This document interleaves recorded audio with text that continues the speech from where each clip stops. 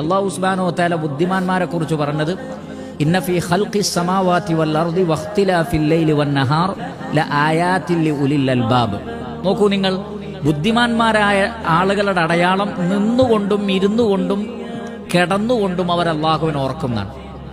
നിന്നും ഇരുന്നും കിടന്നും വയതഫക്കറൂന ഫീ ഖൽഖിസ് സമാവാതി വൽ അർദ്, ആകാശഭൂമികളുടെ സൃഷ്ടിപ്പിനെ കുറിച്ച് ചിന്തിച്ചുകൊണ്ടേയിരിക്കും. അവിടെ അവരുടെ ശരീരം പ്രവർത്തിക്കണമെന്നില്ല, പക്ഷെ തലച്ചോറ് പ്രവർത്തിക്കണം. അതുകൊണ്ടാണ് ഇരുന്നാണെങ്കിലും ശരി കിടന്നാണെങ്കിലും ശരി അവരുടെ തല പ്രവർത്തിക്കുന്നുണ്ട്.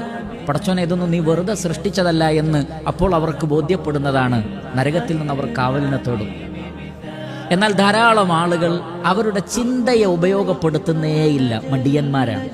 അതേപോലെ തന്നെ പരിശുദ്ധ ഖുർആനിനെ കുറിച്ചുള്ള ചിന്ത, അഫലാ യതദബ്ബറൂനൽ ഖുർആൻ, പരിശുദ്ധ ഖുർആനിൽ ധാരാളം സ്ഥലങ്ങളിൽ അല്ലാഹു പറഞ്ഞൊരു കാര്യമാണ്, നിങ്ങൾ എന്താണ് ഖുർആനിനെ കുറിച്ച് ചിന്തിക്കാത്തത്?